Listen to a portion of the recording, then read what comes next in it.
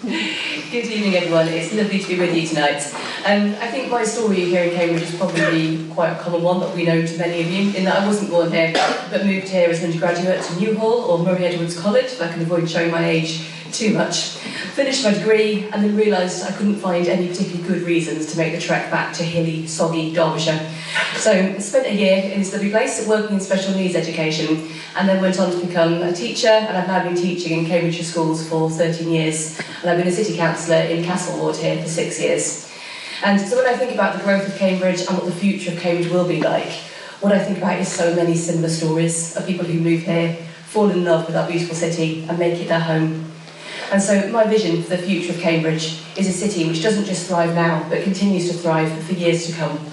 The bedrock of any functioning society for me is not in its tech or its research. It sits in its public services. It's the people who work every day in our hospitals, our schools, our shops, and with our elderly.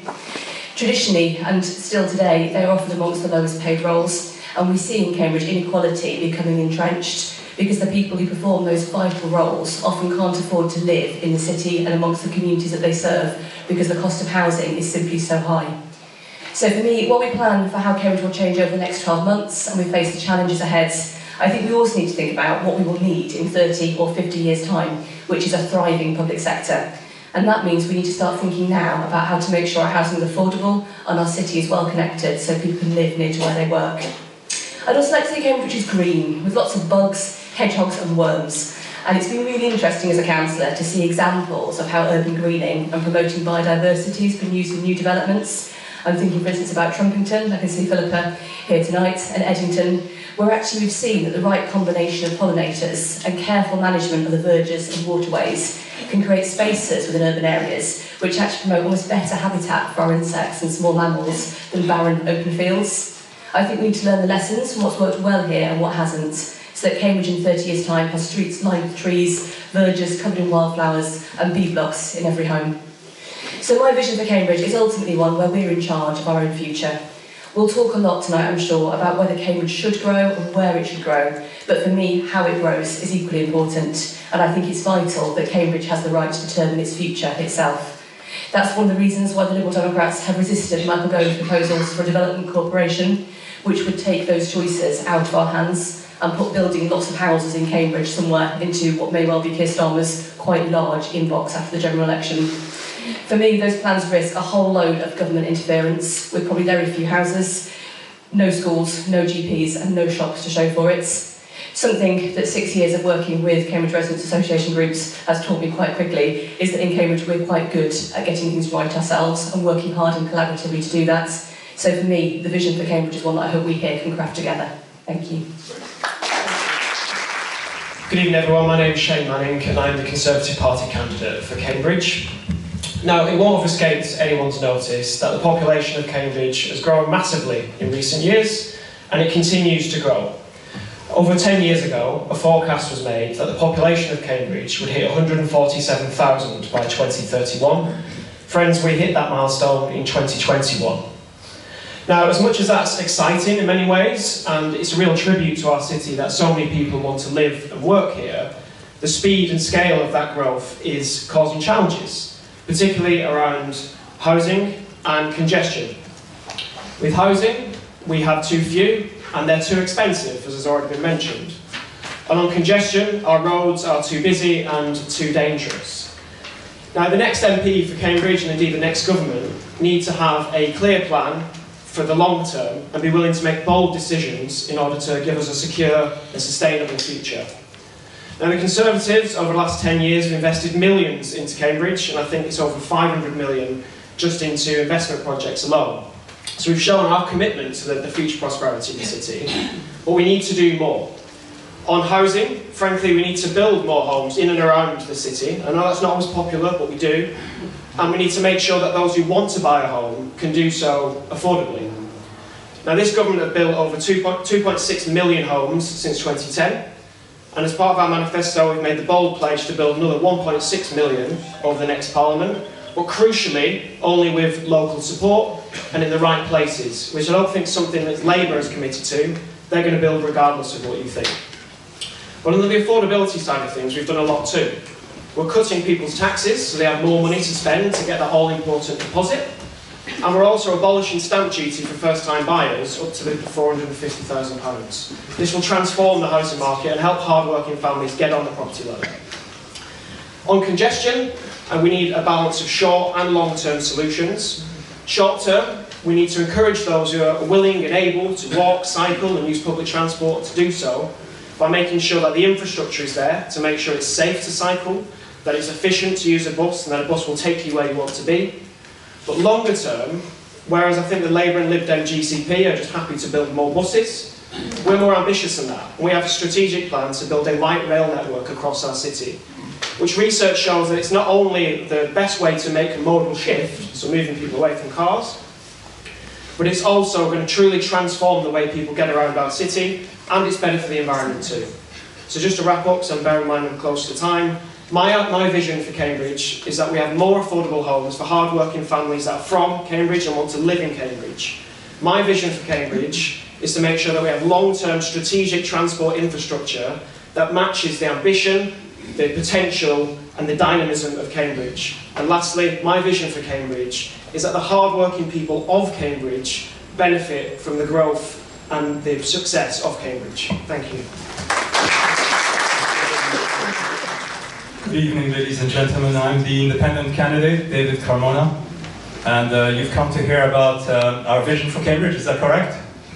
For the future? So I'm going to give you a slightly controversial one. Ready? Okay. So for a start, I think there's too many trees in Cambridge. There's trees and grass everywhere. Wherever you go, wherever you turn, they're always there. Grass, birds, insects, butterflies, germ flies, pig's mayflies. Chirping and buzzing all over the place. They're in the center of the city, on the outskirts, in every ward, even in people's gardens. It's green. And they're completely useless. They're a waste of space. So my vision of the future of Cambridge is of a city where we finally shove some of those trees, I would say even all of those trees, and the grass too, out. Let's invite developers, any developers, good or bad, I don't care, to build tens, no, hundreds of thousands of houses.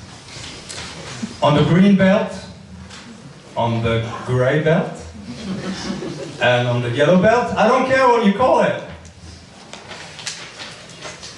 They say there's not enough water.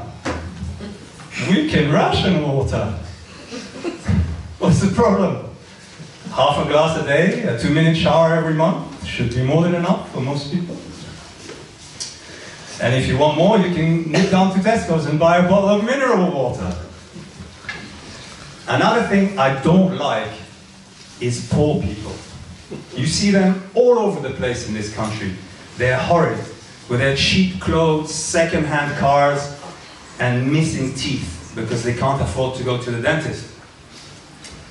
Luckily in Cambridge, there aren't any poor people. Or at least we keep them well out of sight. Out of sight, out of mind. Hopefully, thanks to our city's high property prices and the prices of the premium investment homes we'll be building to replace the trees, those poor people won't be able to get a foothold on the property ladder, and we'll be short of them. This is a rich, middle-class, academic city. We don't need poor people here. Well, maybe a few of them, a couple of thousand here and there. You know, to do the cleaning, the gardening, deliver the takeaway meals, work in the shops, repair the streets, do some building work, and help us recover should we ever go to the hospital. But they should keep out of sight when not needed. And then there's old people. They just take up space and resources, and they're pretty useless, especially the ones who are weak and infirm. And frankly, we have more important things to think about than caring about weak and infirm people. We have to develop the city. We have to save up to buy bigger toys. So let's shunt those oldies into the arms of a few private sector care home operators. They'll know how to deal with them. Let's build Cambridge into a city of 1 million people, with gated communities to provide wealthy residents protection against crime, and out-of-town shopping centers and skyscrapers. I'd like to see a skyline, Manhattan on the Cam. Skyscrapers full of foreign students and life science laboratories, generating income. Our metropolis will be a model for cities of the future. I'm sure you'll all agree with this, all of you. But just in case, hands up anybody who doesn't agree with this.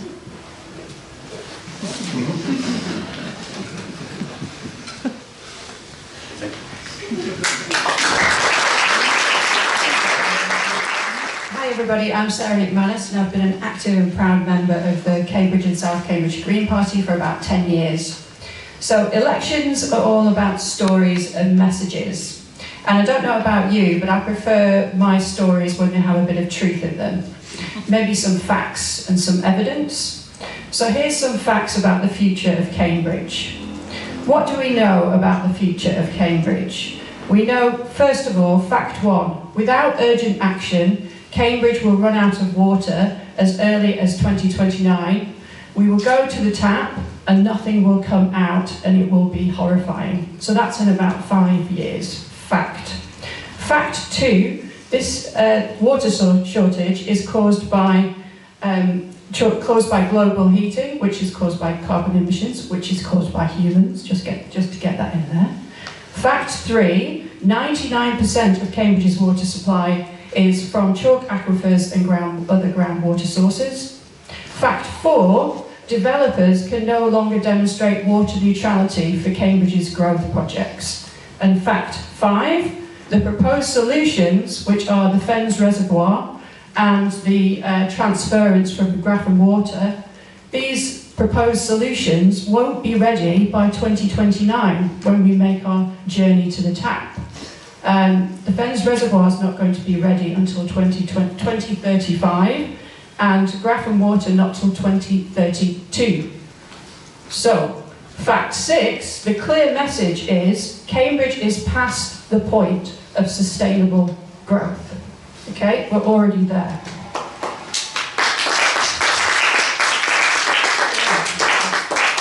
And yet, we hear stories about growth everywhere. Okay, there's still nationally Angela Rayner talking about, from Labour, talking about growth all the time. Obviously Michael Gove, we're all still traumatised when earlier in the year he had announced his Govopolis plans for 150,000 houses. I mean, that really traumatised the people of Cambridge. Locally, we have a local plan which has been endorsed by Cambridge City Council and South Cambridge District Council of 49,000 houses there in the local plan by 2040. Okay? So these are not common sense stories for Cambridge, they're just not. It's simple maths. The current demand for water in Cambridge does not match, it's greater than the groundwater supply available. So what we need now, right now, today, well probably quite a long time ago, is some truth and honesty. And I think the most productive way that we can spend this evening talking about the future of Cambridge is to put growth aside and focus on how we're going to sort out our groundwater emergency. Thank you. Well, good evening everybody. I'm Danielzner. I'm the Labour candidate in the election and I've been very honoured to represent most of you for the last 9 years. And thank you, Mia, for chairing the session again tonight. Look, my vision for Cambridge is an ambitious one. I think we should aim to be the best small city in the world. And that sounds like a grand aspiration, but why shouldn't we be? It's a fantastic city already. But frankly, and we may want to discuss what the best small city in the world, what characteristics it would have, I can say straight off, I think it would need to be a city with less inequality. And sometimes people say to me, well, what will the MP do?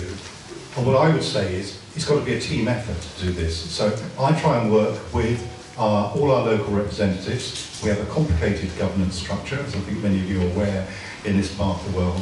But if we're going to create a great city for the future, it's going to need all the actors working together, including the institutions in the city and civic society, much of which is represented here tonight.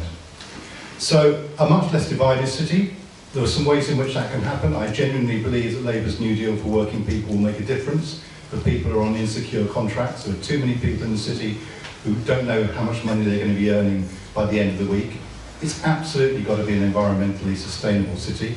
Last week's Hustings, which some of you will have attended, I talked about Great British Energy. I think it's a hugely ambitious task to decarbonise the power sector by 2030, but that will be part of, and massive amounts of home insulation available in this city. We used to have schemes, I'm afraid they've fallen away over the last decade. That can be reversed. Absolutely, the housing and planning system is crucial, particularly for young people. I think generational unfairness in this country now is a very, very big problem, which is having wider consequences which people haven't fully understood yet. So absolutely rebalancing the opportunity in favour of younger people. So when new housing comes along, this is what Labour is promising, that it will be local people and young people who have the first opportunities. And then of course in Cambridge it's got to be a transport system that will work for the city. And again, I'm sure we'll talk about that further tonight. It's a controversial subject, but we cannot have that world-leading city if we don't have a world-leading transport system to work. So everybody in this room tonight loves Cambridge. It's a wonderful place to live in for many of us. But sadly, for some of our fellow citizens, it's really quite a difficult place to live in. And frankly, it's also been a difficult place for everybody to live in the last few years with many of the transport schemes that have been underway. And I suppose my big promise to you is to try and make sure that if there are improvements in future, we get the transport improvements for people who live in the city, as well as people who are being moved in and out of the city, because I think people have had a pretty hard time over the last few years. So that's my goal, the best small city in the world, and if we're going to achieve it, it's got to be good for everyone.